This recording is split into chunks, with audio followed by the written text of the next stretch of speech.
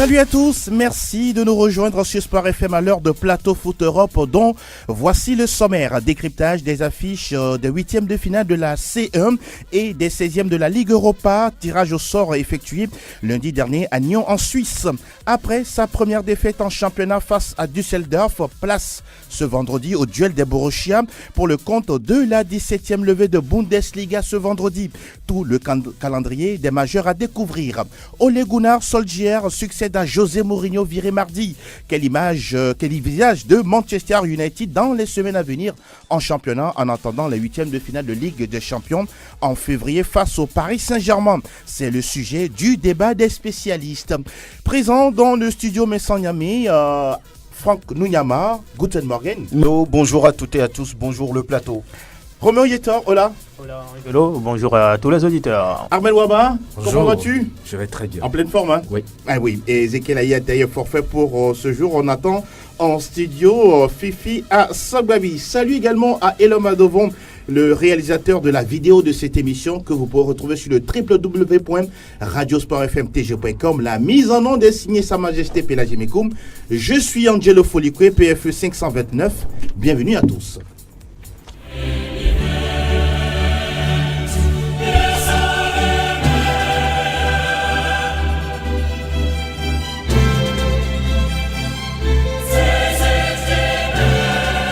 Huitième de finale de la Ligue européenne des champions qui se dispute naturellement en février 2019, mais le tirage au sort a eu lieu lundi dernier avec des affiches intéressantes les unes que les autres. On va s'intéresser de façon chronologique avec l'AS Roma qui tire le FC Porto, Manchester United face au Paris Saint-Germain, l'Ajax qui croise le Real Madrid, Tottenham Dortmund, un choc entre Liverpool et le Bayern Munich, Lyon face à Barcelone. Ah oui, un autre choc, c'est l'Atlético Madrid qui va croiser sur sa route la Juventus, une équipe très ambitieuse, et puis Schalke face à Manchester City. Franck Nunyama, y a-t-il des surprises ou voilà quoi, on doit s'attendre à ça? Oui, par rapport aux équipes qui ont eu leur ticket pour, on va dire, la deuxième phase de cette compétition, il faut noter que c'est la plus prestigieuse au niveau des clubs européens. Donc, on dira que oui, si on doit aller devant, si on doit avancer, si on doit gagner, il faut s'attendre à des tirages difficiles. Il faut affronter les grands. Donc, par rapport à ces huitièmes de finale, je pense qu'il y a des matchs assez intéressants, des matchs, on va dire, difficiles et des matchs faciles pour certains clubs. Par exemple, Manchester City qui doit jouer contre Schalke, nous le firent. Bon, on dira tout simplement que les Sky Blues sont favoris sur ce match. Mais des matchs intéressants qui sont des matchs comme Atlético, Juventus, deux clubs qui n'encaissent pas souvent beaucoup de buts. Et ces dernières années, souvent, soit en finale, soit en demi. Voilà, donc ça va être un match assez intéressant et que dire de Liverpool, Bayern. Donc c'est des matchs qui sont très attendus, donc on va se régaler forcément. Fifi, bonjour, bienvenue. Bonjour. Vous avez suivi le tirage au sort de la dernière fois. Oui. Votre avis sur ces combinaisons? On s'y attendait un peu, tout le monde pouvait tirer tout le monde, à l'exception de deux clubs qui se retrouvent dans deux clubs de même pays ou encore qui étaient déjà dans la même poule lors de la phase, de la première phase. Donc je me dis que tout le monde doit s'attendre, tous les clubs devaient s'attendre un peu à tout ce qui a été fait. Maintenant, il y a des matchs qui seront âprement disputés. Quand vous prenez par exemple, vous en avez parlé tout à l'heure, Juventus face à Atlético, et je crois que la Juventus, même très très en forme, aurait voulu ne pas tirer par exemple l'Atlético. C'est clair. Maintenant, quand vous prenez, vous avez parlé tout à l'heure de Liverpool-Bayern aussi, c'est un grand match, un grand choc. Mais dans l'ensemble, je pense que pour les autres rencontres, c'est relativement... Et par exemple, pour moi, Manchester United, Paris Saint-Germain, je dis c'est équilibré pour moi. Ou bien encore les autres, c'est plutôt facile. Le Real qui va jouer l'Ajax par exemple, sur le papier ça paraît facile pour le Real vu l'expérience du Real face à l'Ajax, même si l'Ajax lors du premier tour de la phase de poule s'est bien comporté. Donc voilà, donc c'est à peu près ça. Il y a des matchs relativement difficiles ou des chocs, mais il y a aussi des matchs faciles pour certains puis des matchs équilibrés. Seigneur Yetor. Oui, je vois que ce tirage nous a réservé donc pas mal de surprises. C'est vrai que le match Roma-Porto paraît très équilibré entre les deux clubs, Maintenant, quand on prend Ajax face au Real Madrid, le Real Madrid 3 fois vainqueur de la compétition avec beaucoup d'expérience, mais également l'Ajax avec sa jeunesse. On a vu tout ce que ce club hollandais a démontré lors de la phase de poule. Heureusement pour ces Hollandais, ils ont joué contre un favori, il s'agit du Bayern Munich. C'est difficilement que ces deux clubs-là s'étaient séparés, bien départagés, surtout lors de la dernière journée. Je crois que l'Ajax, c'est un sérieux client. Il faut respecter cette équipe, sinon le Real serait surpris à la fin donc, de ces deux matchs-là. Maintenant, quand on prend Lyon et le Football Club Barcelone, je crois que ça a été un tirage compliqué pour les clubs français. Le Barça, c'est un club qui fait peur. Même si aujourd'hui on ne retrouve plus le Barça d'il y a 4 saisons, mais c'est une équipe qui est toujours présente sur l'échiquier européen.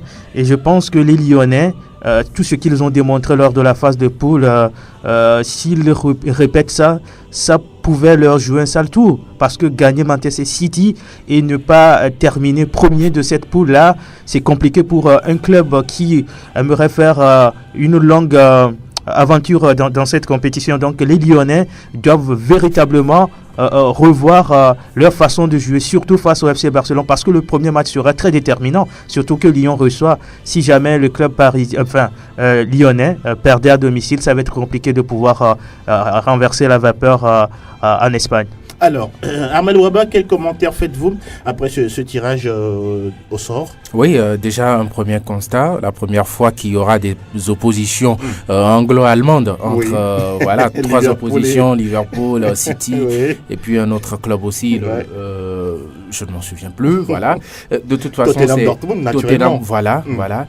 Mais comme les autres, je pense qu'il y a de très très fortes oppositions où on ne peut pas se hasarder à vouloir donner un vainqueur. Voilà. D'autres matchs qui sont très très équilibrés. Les matchs, c'est en février, hein. Bien sûr. Donc tout peut encore se passer, c'est ça? Oui, bien sûr. Et puis quand même des affiches a priori très très déséquilibrées comme l'Ajax Real. Mais attention, je pense que cette équipe hollandaise, elle est dans la suite logique d'une progression depuis 2 ans déjà. En témoigne la finale jouée face à Manchester United en Ligue Europa. Et maintenant, on voit cette équipe qui est montée d'un cran. Et de surcroît, cette équipe n'a pas fait que jouer les poules. Elle a accédé maintenant à cette 8e de finale.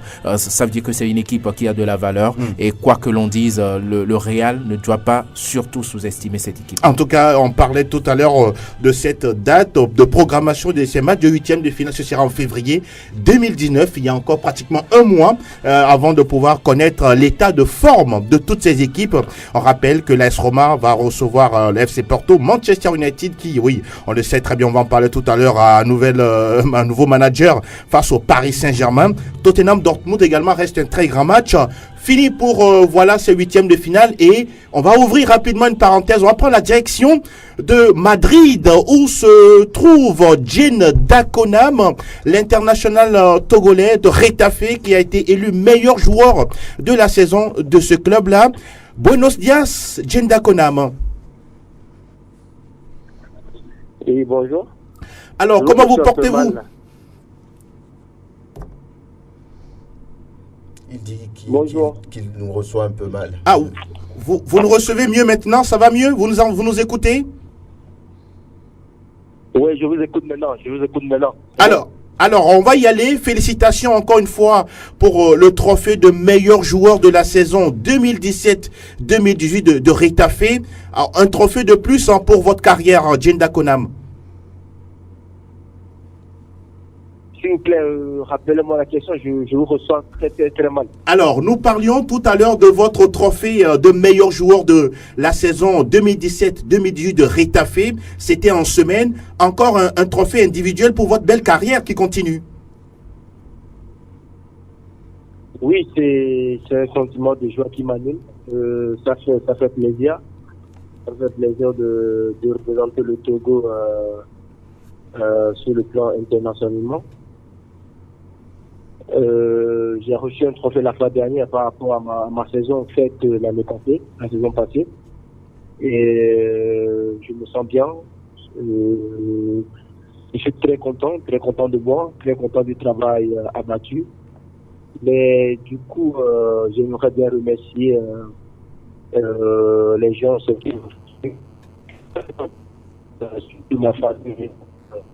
Et ce trophée aussi, je l'ai reçu par rapport au travail abattu par mes coéquipiers, le staff technique, médical et tout. Donc, je suis très content. Alors, les spécialistes en studio vont également vous poser chacun une question. Roméo Yetor. Oui, Diène Dakonam, l'année dernière, vous avez raté de peu une place européenne. Cette saison, quelle est l'ambition de Getafe? En Liga, bien sûr. Ouais, vous savez, Getafe, nous sommes une équipe un groupe, une famille. Et on essaie de prendre cette année le plus de temps possible. Nous avons des ambitions, nous avons des rêves, mais je pense que c'est mieux laisser les choses venir à eux-mêmes. Mais nous, cette année, franchement, faut faire plus que l'année passée. Et donc, nous allons continuer par bosser, par travailler et voir ce que le lendemain nous réserve. Il y a Fifia Sogbavi, la seule dame de notre équipe, qui a également une question pour vous, Diène Dakonam. Bonjour, Diène. Vous dites? Une autre question pour vous de la part de Madame Fifia Sogbavi. Bonjour, Diène. Oui, s'il vous plaît, s'il vous plaît. Oui, allez-y, Fifi, allez-y. Voilà, vous n'étiez pas là. Moi, je vais revenir un peu avec l'équipe nationale. Vous n'étiez pas là lors du match face à l'Algérie. On savait que vous avez pris un carton rouge en Gambie. Et vous avez beaucoup manqué à vos coéquipiers. Moi, je continue par le dire. Maintenant, il y a un match crucial en mars prochain à Cotonou. Et on espère que vous serez en forme pour cette rencontre-là. Et qu'est-ce que vous, personnellement, vous promettez au peuple togolais? Ah, vous voulez parler du match de la sélection? Oui, je veux parler de l'équipe nationale. Ah, ok. Ouais, franchement, c'est une finale qui nous attend. Et que c'est un match où t'as pas besoin d'être motivé, t'as pas besoin d'une motivation externe. Parce qu'il y a des milliers de Togolais qui aimeraient être à cette place, genre être convoqués. Donc, moi, franchement, jouer pour l'équipe nationale, c'est toujours un honneur. Et je pense que ce match, on a besoin du soutien de tout le monde, de vous, journalistes, des supporters. Et nous, je pense qu'on est conscient de ce qui nous attend. C'est un match où il faut être bien solide, intense. Et ça va se jouer sur les détails. Mais je pense que la chance sera de notre côté. Et que, comme je l'ai dit, on n'a pas besoin de motivation externe, juste nouer le maillot à fond et gagner ce match. Bonjour Diène. Oui. Alors, je voudrais vous poser une petite question. On sait qu'aujourd'hui, vous êtes à un très très haut niveau avec l'équipe de Getafe. Mais par rapport à votre jeu, avez-vous une référence, vous, dans le domaine du jeu, la défense, avez-vous une référence? Une référence, je peux dire non. J'ai pas de référence. J'ai pas un joueur par rapport à mon poste que j'adore. Je peux dire juste, j'avais dit moi le foot. Je vois le foot globalement et que le joueur qui me fait souvent plaisir était Iniesta. Donc, par rapport à ma référence, je n'ai pas une réponse concrète à te dire. Et par rapport à mon niveau, moi, je dis ça souvent, chaque jour, on apprend. L'apprentissage, c'est un peu pour même les vieux. Tous les jours, tu dois apprendre quelque chose. Donc, je continue pas à apprendre. Et si peut-être Dieu, je ferai de plein de choses. Bonjour, Diène. Oui, alors moi j'ai une question concernant la sélection togolaise. On sait que Emmanuel Adebayor, quoi que l'on dise, est finissant en équipe nationale. D'autres cadres sont absents, comme par exemple Jacques-Alexis Romao. Est-ce que vous êtes d'accord avec ceux qui affirment que Diène Dakonan est désormais le leader de cette équipe nationale togolaise? Ouais, l'équipe nationale, c'est un cadre où, à un moment donné, quand on t'appelle, je peux dire, t'es plus un petit, genre, t'es convoqué, ça veut dire que t'es prêt pour défendre la nation. Mais par rapport à certains joueurs, Romao, c'est un gars que j'aime énormément. C'est un gars qui peut me faire du bien. C'est un gars qui peut nous apporter beaucoup de choses, l'expérience et tout. Donc, par rapport à lui, ce que je peux dire, c'est s'il venait, ça serait un plus pour nous. Mais vous savez, je ne suis pas l'écoute, je ne suis pas dans le staff technique. Je suis un simple joueur de l'équipe nationale. Donc, ma part, si je suis convoqué, c'est de venir bosser à fond, aider les coéquipiers, aider les autres à gagner le match. Donc, je ne peux pas maintenant dire que non, faut appeler ci, faut appeler ça. Non, je n'ai pas ce pouvoir. Et que là où je suis en train de préparer déjà le match de demain.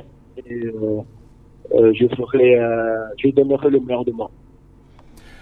Voilà, mille merci Diène Dakonan, merci sincèrement pour la disponibilité. On va vous laisser partir dans un instant à l'entraînement puisque votre club de Retafe joue ce soir à partir de 18h30 face à Girona, n'est-ce pas? Bien, on disait tout simplement qu'on va vous souhaiter une bonne suite et vous dire un grand merci parce que vous jouez cet après-midi en championnat face à Girona. Franchement, bon, voilà. J'entends absolument rien. Voilà. De toutes les façons, on va conclure en vous disant mille merci. Merci d'avoir pu nous appeler dans cette émission. Ok, merci à vous. Merci aux auditrices et auditeurs. Et franchement, aidez-nous pour que le match contre le Bénin, on soit ensemble comme une famille, comme une nation. Pour gagner ce match-là. Merci. De toute façon, on fera notre part, comme d'habitude, unis comme un seul. Muchas gracias, Diène Dakonan. On vous souhaite encore une fois de plus une bonne suite de carrière du côté de Retafe. Nous rappelons tout à l'heure qu'à partir de 18h30, Retafe joue contre Girona. Et on va en parler tout à l'heure dans la page Liga Espagnole. Mille merci, on se dit à très très bientôt. Et encore une fois, merci à vous.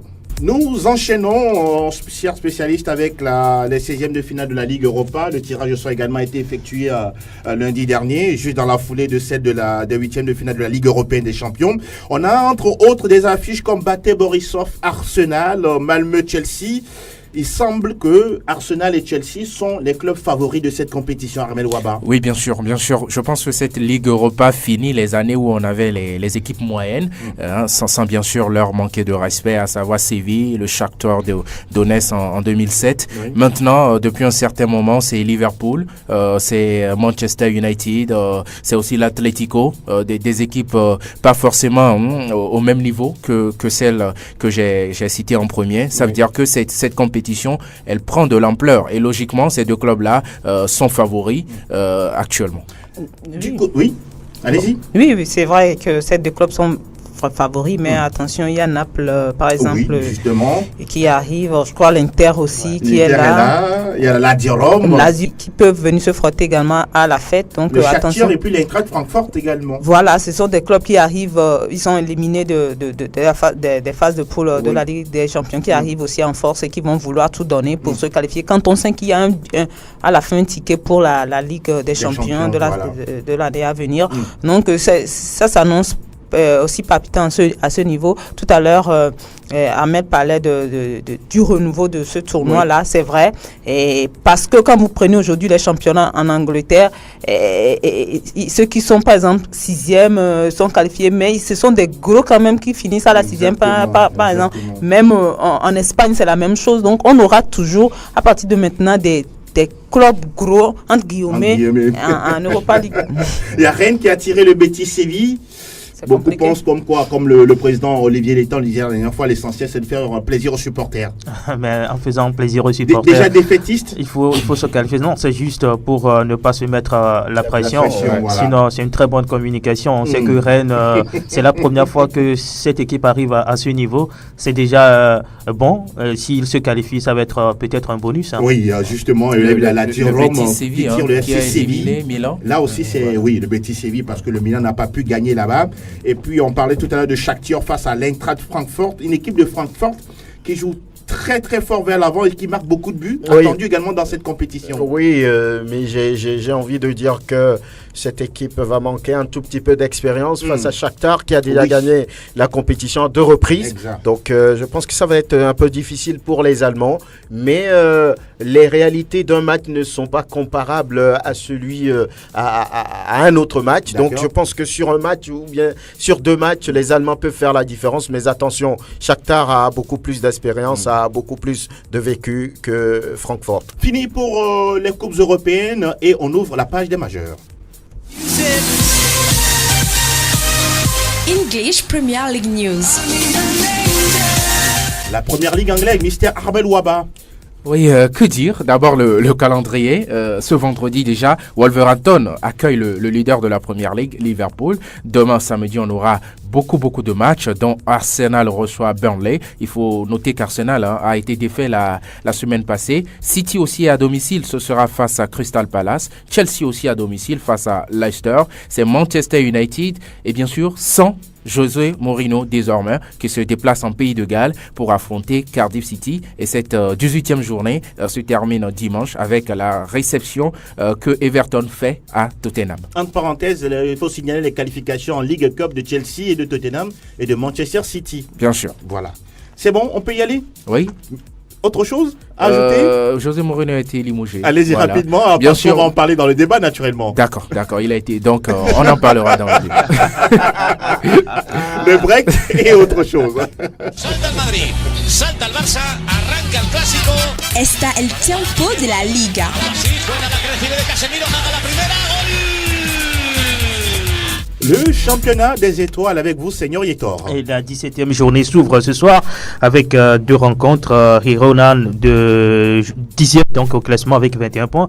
Reçoit Ritafe de Dien Dakonam 7e avec 24 unités. La seconde rencontre de ce soir met aux prises la Real Sociedad et Alaves. Demain samedi, Eibar se rend chez Betis Séville. Atlético Madrid joue contre Espanyol Barcelone.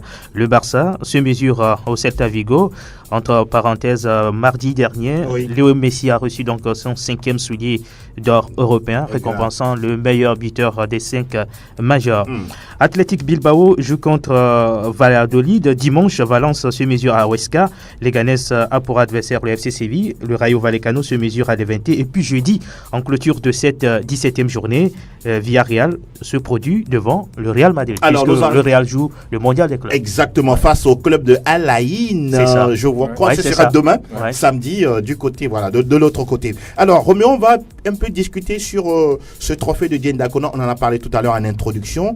Il a fait 36 matchs la saison dernière sur les 38 possibles, avec 0 carton rouge. Ça montre une certaine maturité du joueur. Oui, Dien Dakonam, on sait que c'est quelqu'un qui est dépendant d'énergie, mais il arrive à canaliser tout ça là avec plus de maturité. Un défenseur qui ne prend pas de carton jaune durant toute une saison. Voilà, ça veut dire tout simplement carton rouge. Il a véritablement progressé. Il a marqué un but l'année dernière. Tout à fait. Donc, je pense qu'il est en pleine progression. Et déjà, le club a blindé Dien Dakonam. Si quelqu'un aimerait bien prendre Dien, il faut dépenser. On a remarqué également qu'à chaque match, il est tout le temps titulaire sur cette Liga de la saison en cours.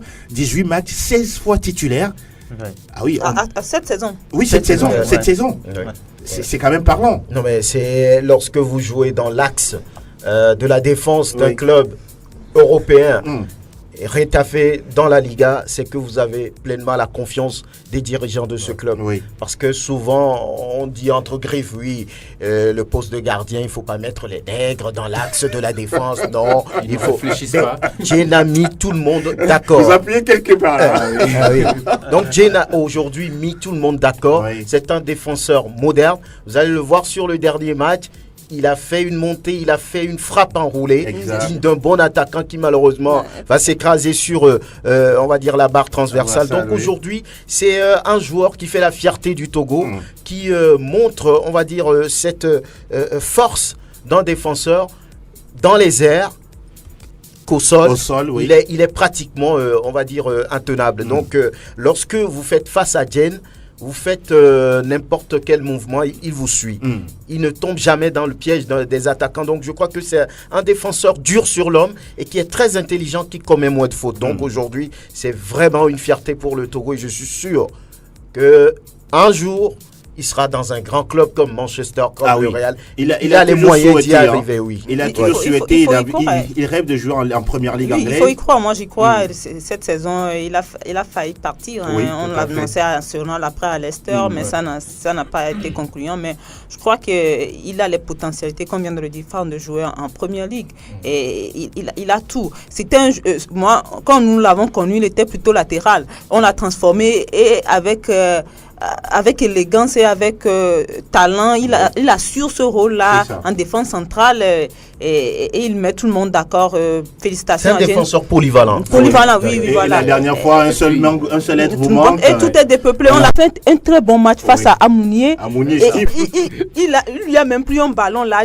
J'ai ri parce que Mounier n'y arrivait pas du tout. Et ce qui m'a choqué, c'est que quand on a donné la liste des 30 joueurs africains pour le ballon d'or africain, Jane Dakonam. Vous n'êtes pas d'accord? Pour moi, c'est un scandale. Voilà, je suis d'accord. Quand au même moment, je vois un Malgache qui joue à Clermont Foot. C'est vrai que Clermont face à Rétafé, il n'y a pas photo. C'est vrai que Clermont, Madagascar s'est qualifié pour la CAN pour la première fois. Oui, mais voir ce joueur-là et ne pas voir Jane Dakonam, il y a un problème. Pour moi, c'est un scandale. Au niveau de la CAF, il y a quelque chose qui n'a pas marché. Oui, je pense que souvent cette liste des meilleurs joueurs africains, où on cherche à quand même remettre le ballon d'or, elle est très critiquée. Très. Et aujourd'hui, parlons quand même de Jane, un joueur de cette trempe-là.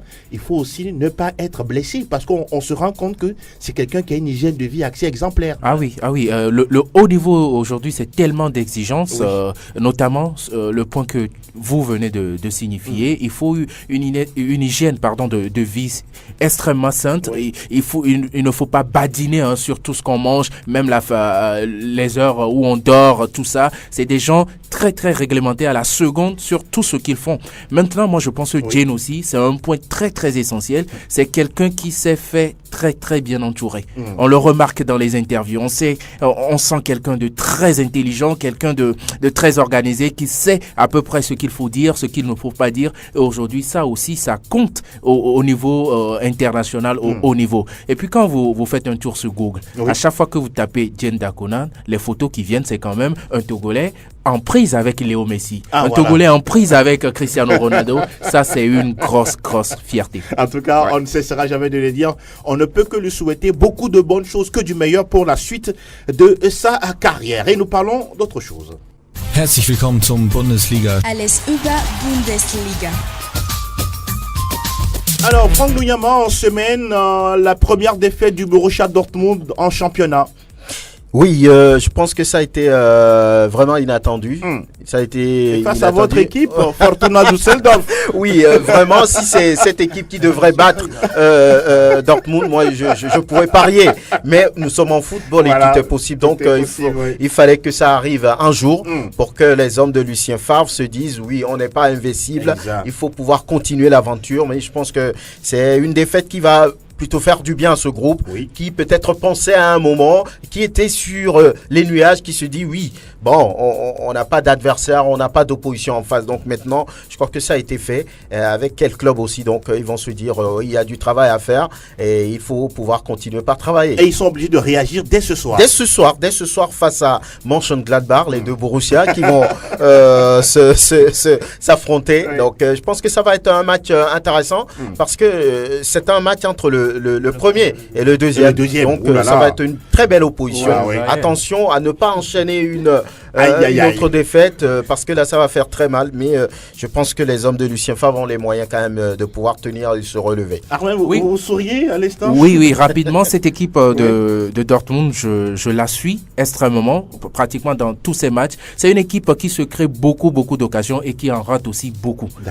Des fois, elle doit sa survie qu'à l'inefficacité de ses adversaires. Ça veut dire que dans un match où Dortmund ne marque pas très vite et que l'adversaire marque, ça porte un coup au moral et c'est ce qui s'est passé la dernière fois face au Fortuna Düsseldorf. Est-ce que Fortuna a été suffisamment motivé? On ne sait pas. Parce que cette équipe, faudra qu'elle se relève aussi. Elle n'est pas bien en championnat. Il fallait peut-être faire la révolte. Je ne sais pas si c'est la révolte qui a commencé. Maintenant, il faut voir ce qui va se passer au cours de cette 17e journée, justement. Cette révolte ne sera pas matée. Qui revient petit à petit. Et justement, parlons du Bayern. Justement, le Bayern qui va se rendre sur le terrain de l'Eintracht Francfort. Là, c'est un match qui attend les hommes de Niko Kovac. Il va falloir être solide. Sinon, Francfort a les moyens pour vraiment poser des problèmes aux Bavarois. Ça, c'est un match qui va avoir lieu ce samedi. Et toujours samedi, on a le match entre Stuttgart et Schalke. Leipzig joue contre Werder.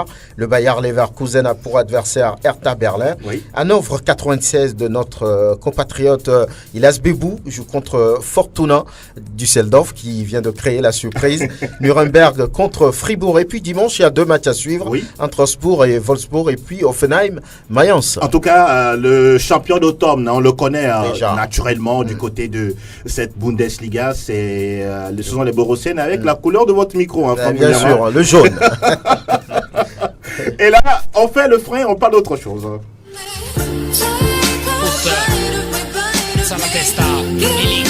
Tutto calcio Italia.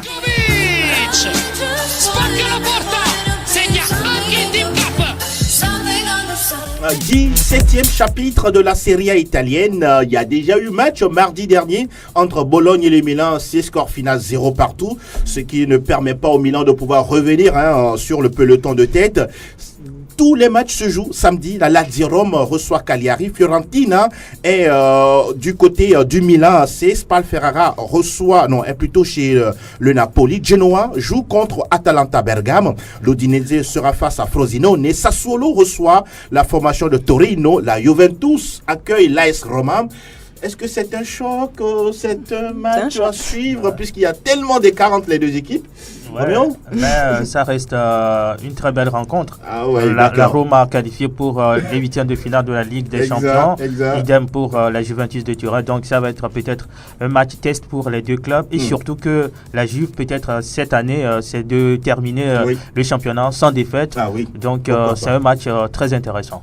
Duel également de buteurs entre Edin Dzeko et puis Cristiano Ronaldo à qui résiste un certain Christophe Piatek, qui reste toujours le meilleur buteur de ce championnat avec 12 buts. Cristiano est à 11. Mais bon, vous ne serez pas surpris si demain, la superstar portugaise... Il aime ce défi. Passe devant. Il a trouvé un autre Messi. Et puis, c'est Higuaín qui ne marque pas. C'est compliqué pour lui. Très compliqué pour lui, Gonzalo Higuaín. Et puis, rapidement, on va ouvrir cette parenthèse. Kalidou Koulibaly, blindé désormais par le Napoli. Manchester United aurait proposé 103 millions d'euros. On parle de maintenant de 150 millions si vous voulez le prendre. C'est l'un des meilleurs défenseurs au monde actuellement. Kalidou Koulibaly. Il n'a pas bien fait les choses. Et si vous avez, on va dire, un tel joueur, il vaut mieux le blinder. Le cas pour Dieng à Retafe. Exactement. Mais depuis que l'autre là, Neymar, a été vendu à 222 millions, tout le monde est en train de blinder ses meilleurs joueurs. Ça se comprend parce que depuis quelques jours là, depuis quelques semaines, Manchester United parle de ce Koulibaly. C'est Koulibaly. Il parle de lui. Donc on a profité en même temps pour le blinder. Pourquoi pas? On verra bien si Manchester United est prêt à débourser 153 millions pour en tout cas.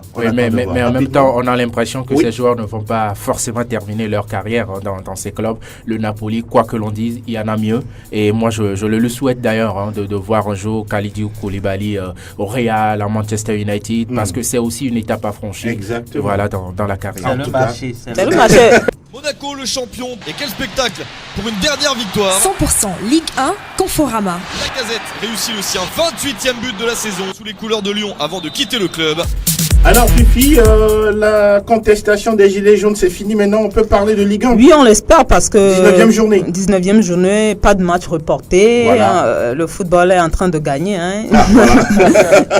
et déjà le samedi, c'est Angers qui reçoit Marseille qui ne va pas du tout bien. Éliminé en Coupe de la Ligue. Éliminé en Coupe de la Ligue à domicile. Incroyable. C'est incroyable. Est-ce que Rudy Garcia va pouvoir résister, va pouvoir s'en sortir, on verra bien. Marseille qui sera en déplacement à Angers. Okay. Là, on atteint un sursaut d'orgueil des Phocéens.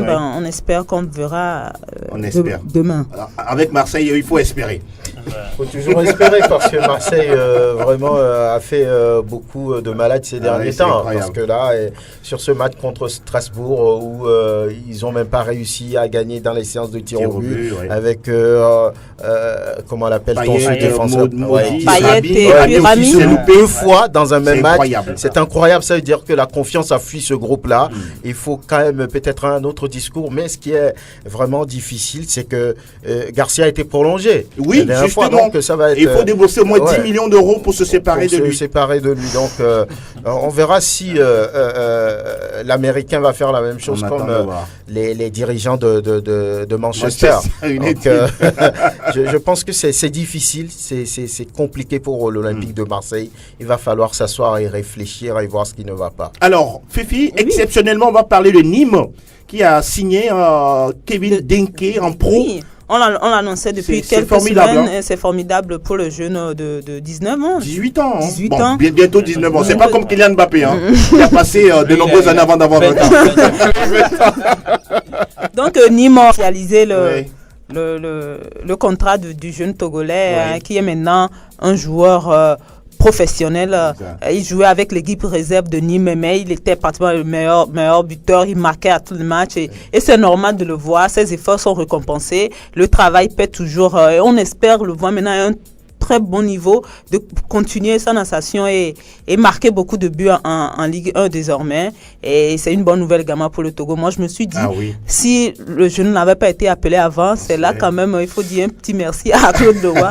Si le jeune n'avait pas été appelé, surtout avec l'officialisation de son contrat là, on aurait perdu gros. Perdu gros parce qu'on l'aurait vu peut-être avec les équipes des jeunes de la France. Voilà, maintenant c'est bon pour lui. Il a joué avec les Togo, il reste maintenant pour le Togo. Il est confiant, il sait qu'un jour il va jouer pour le Togo. Donc c'est pourquoi il n'y a pas eu assez de difficultés pour qu'il arrive en sélection. Maintenant, ce que moi je me dis, il faudrait qu'il continue, qu'il joue.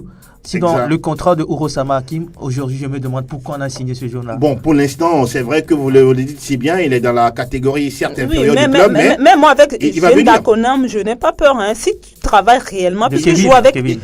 Non, je veux parler de Hakim. Il va venir. Il quittait le Togo, je veux premièrement directement en Ligue 1, ce n'est pas donné à tout le monde. Voilà. Il faut qu'il progresse.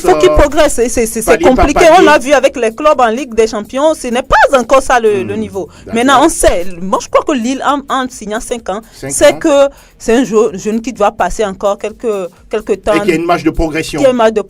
Maintenant, c'est à lui. En sélection maintenant. Oui, il y a ce cas aussi. Maintenant, c'est à lui de continuer à travailler. D'accord. Et pour pouvoir revenir. On va parler d'autres matchs au programme de cette Ligue 1. Oui, il y a Lille qui reçoit Toulouse, l'AS Monaco qui a gagné en Coupe de la Ligue et qui a maintenant Franck Passy comme adjoint à Thierry Henry, reçoit Guingamp, le dernier au classement. Je crois que Monaco doit tout donner pour gagner cette rencontre-là. C'est important si Monaco veut se sauver de la zone de relégation. Ça passe par des victoires face à ces clubs-là. On espère que ça va se faire. Vivement. Et un bon match aussi pour le samedi, c'est Montpellier qui reçoit Lyon. Qui reçoit Lyon. Je crois que ce sera un match intéressant. Oui, Montpellier-Lyon, je pense que c'est quoi, le 3e contre le 4e, non? Quelque chose comme ça. Le 3e contre le 4e. Voilà, ils sont très proches au classement. Très proches au classement. Et puis Montpellier qui n'encaisse pas beaucoup et qui depuis quelques temps maintenant essaie de marquer. Et Lyon qui se déplace. Et qui, Lyon aussi, c'est le chaud, le froid depuis le début de la saison. Donc et ça s'annonce. Neymar qui, avec le Paris Saint-Germain, ne va pas jouer, mais il est déjà en vacances. Décidément, avec sa nouvelle coiffure. Il en a l'habitude. Mais maintenant, c'est le PSG qui joue Nantes. Bon. Même même sans Neymar, je crois que le PSG à domicile est quand même capable de passer. Mais attention, parce que ça fait 2 matchs en championnat. 2 nuls. Le Paris Saint-Germain n'a pas gagné. Voilà, donc c'est ça. Il y a Reims qui joue quand Rennes, Nîmes, Saint-Etienne reçoit Dijon, Strasbourg joue Nice, et puis le dimanche il y a Bordeaux qui reçoit Amiens. Bordeaux-Amiens, pour une affiche de Ligue 1, ça n'est pas une. Mais bon, de toute façon, on suivra tout ça de très très près.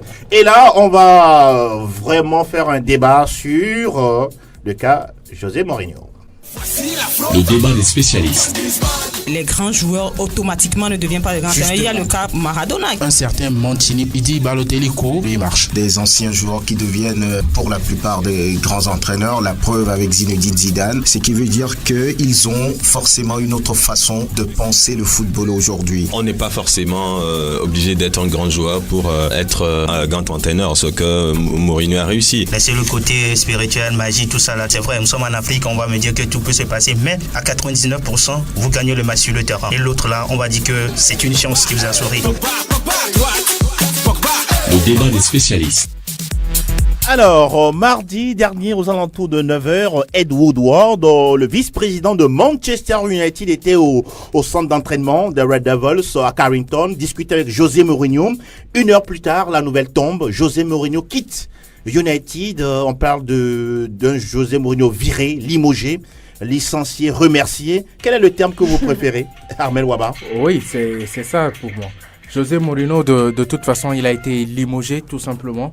Il a été limogé la dernière fois, mardi, comme tu l'as dit. Il faut dire que ses résultats, en dents de scie avec l'équipe, et les conflits avec beaucoup de joueurs et même beaucoup de dirigeants, et également, tout simplement, un Mourinho qui vit dans le passé. C'est quelqu'un qui continue de jurer par son passé. J'ai fait ceci, j'ai 3 championnats, alors que les résultats au moment actuel, dans le présent, n'ont pas du tout convaincu les dirigeants. On se souvient qu'en début de saison, Manchester United était relégué jusqu'à la 10e position, devancé par des équipes comme Bournemouth. Eh bien oui, le board de cette équipe-là a décidé de se séparer de José Mourinho, et on parle d'une indemnité, indemnité de salaire de 25 millions d'euros. Rien que pour ça, il fallait démissionner. Alors Franck Mougnama, est-ce que limoger Mourinho est injuste vis-à-vis de son statut de manager de United? Bon, ça dépend de l'angle sous lequel on voit cette décision du board de Manchester United. Lorsqu'on se dit que ça fait seulement 2 ans, un peu plus qu'il est là, il a gagné une Ligue Europa qui quand même est une compétition majeure en Europe. Il a essayé quand même de gagner le Community Shield aussi. Donc, je pense que c'est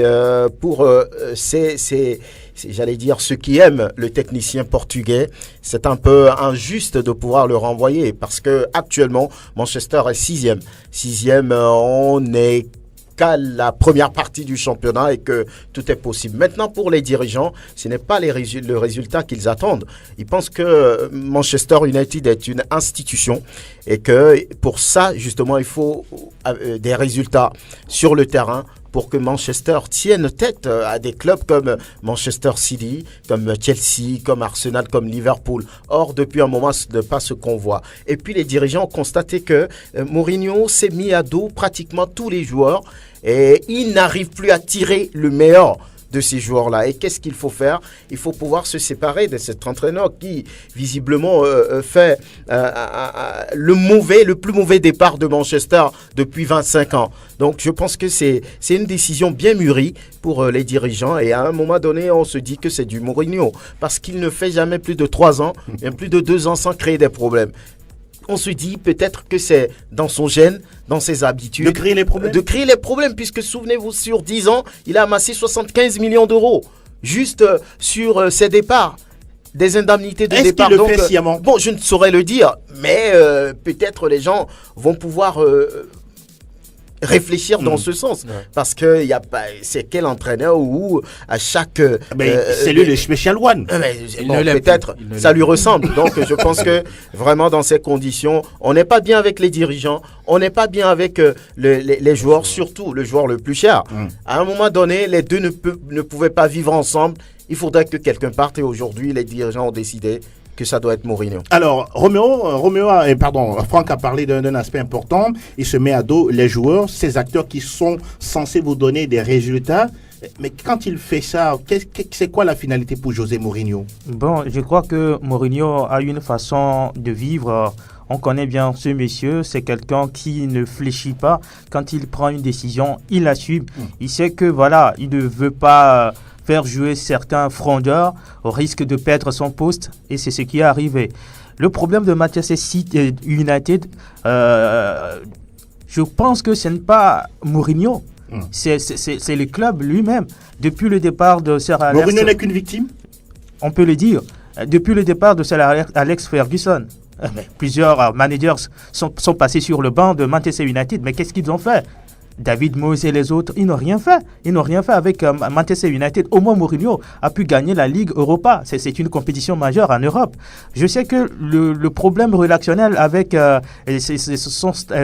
son équipe aussi fait partie de cette décision des dirigeants de Manchester United, parce que Manchester United, c'est une institution. L'un des dirigeants l'a dit, que ni Mourinho, ni Pogba n'est au-dessus donc de cette institution. Voilà. Et juste au lendemain de cette, on va dire, de ce limogeage de José Mourinho, mais on a vu la réaction de Paul Pogba. Il s'en moquait pratiquement.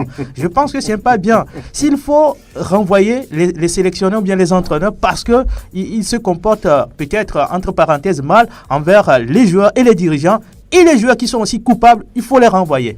C'est l'avis de Roméo étant bien tranché. Alors Fifi, c'est vrai qu'on parle de José Mourinho avec tout son corollaire de caractère. Et maintenant, parlons justement du cas Paul Pogba, qui était le joueur qui l'a amené du côté de United. Des joueurs comme Alexis Sanchez qui sont restés sur le banc. Seul Romelu Lukaku, entre guillemets, était encore pour Mourinho. Les autres se sont désolidarisés du coach portugais. Oui, avant de parler des joueurs, moi, j'aimerais quand même dire un mot sur José. Je crois que de toutes les façons, ça allait arriver. J'ai dit ici que pour moi, l'une des solutions, pas la solution, mais l'une des solutions au renouveau de Manchester United passe par le changement d'entraîneur. Le changement d'entraîneur, le licenciement de José Mourinho, parce qu'à un moment donné, quand on dirige un club et que les joueurs ne sont pas appelés avec vous, vous ne pouvez pas avoir les résultats. Et les résultats montrent clairement que les joueurs ne sont pas avec vous. Ils l'ont lâché. Ils l'ont lâché, et que la méthode de José Mourinho ne passait plus. Les joueurs ne se retrouvent pas dans cette méthode-là, dans cette façon de jouer-là.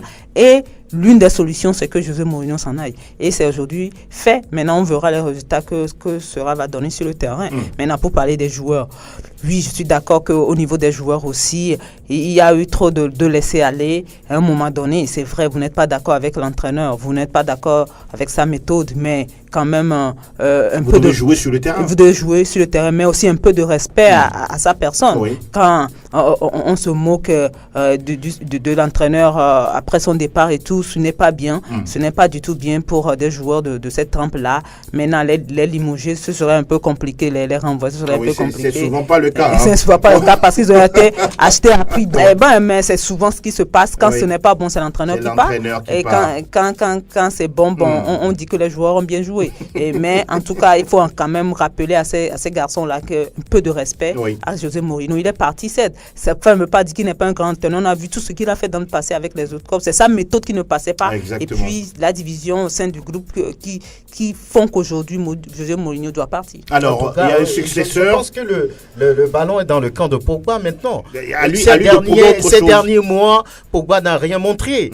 Comme un grand joueur, ou bien il n'a pas répondu à l'investissement de Manchester United. Donc c'est à lui de répondre. C'est à lui de répondre. Il y a un nouveau manager. Justement, s'il ne répond pas, je pense qu'il va être mis de côté. Il a dit, Ole Gunnar Solskjaer, aujourd'hui intérimaire de Manchester United, qu'il va recadrer Paul Pogba, à chacun de prendre ses responsabilités. Bien sûr, parce qu'on a vu le cinéma qu'il a fait au moment où il y a eu, on va dire, un accrochage entre Mourinho et lui. Et lors d'une séance d'entraînement, il est en train de regarder l'entraîneur comme un fou furieux. Je pense que cette image-là lui crée lui-même des problèmes. Ce n'est pas bien pour un joueur. Parce que quand aujourd'hui il est à Manchester United, c'est quand même José Mourinho. C'est vrai que l'homme est difficile à vivre. C'est pas un dieu après tout. Oui, c'est pas un dieu. Il reste un homme. Donc, je pense qu'il doit revoir aussi son comportement. Et aujourd'hui, c'est un homme qui connaît bien la maison qui est là, Ole Gunnar Solskjaer. Il y a de l'espoir. bon, on ne sait pas, parce que Roméo a dit quelque chose de très important. Depuis le départ de Sir Alex Ferguson, personne n'a réussi à redresser Manchester comme il se doit. Les David Moyes, les Louis van Gaal, Mourinho. Donc, on va prier pour que ça marche pour lui, parce que c'est un super sub. Et s'il arrive quand même à redresser le club, ça ne ferait que du bien. Donc, je pense que là, vraiment, il y a un nouveau discours, une nouvelle aventure, et on espère que ça va prendre. En tout cas, Ole Gunnar Solskjaer, il faut le rappeler pour ceux qui ne sont pas encore nés. Avant 2000, c'est lui qui avait inscrit le but. 99. Oui, exactement, en Ligue des Champions face au Bayern de Munich. Voilà. C'est le jour-là, moi, j'ai commencé à aimer à supporter Manchester United. Ah voilà, ça se comprend. Le jour-là, moi, j'avais trop mal. Moi, j'ai pleuré. Donc sur ce plateau, il y a des gens depuis mercredi qui sont joyeux et d'autres qui pleurent. Oui, il faut noter que celui-là qui vous divise tant sur ce plateau, il a passé les années 1996 à 2007 à Manchester United. Vous parlez d'Ole Gunnar Solskjaer? Oui, bien sûr, en tant que joueur. 366 matchs pour 126 buts.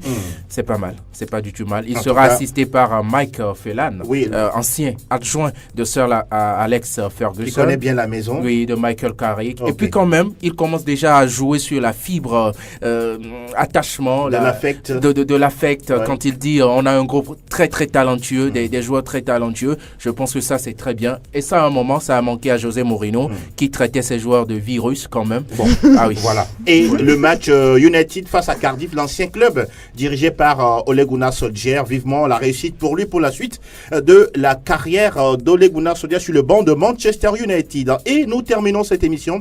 Fifi, vous allez saluer certaines personnes chères à vous? Non, pour juste dire bonjour à tous ceux qui ont l'habitude de nous suivre. Ah oui. Roméo Yetor? Oui, excellent week-end à tous et surtout les jeunes qui aspirent à devenir des joueurs professionnels. Oui. Suivre le pas de Dieng Dakona, il a fréquenté. En tout cas, merci. Actuellement, il y a un championnat universitaire, donc il faut aller prendre l'exemple là. Salut à tout le monde. Excellent week-end à toutes et à tous. Alors, nous souhaitons bon week-end sportif à tous. Merci à Elam Adovon, merci également à Sa Majesté Pélagie Mekoum. Restez sur Sport FM, la radio qui mouille le maillot. À très très bientôt. Ciao, ciao.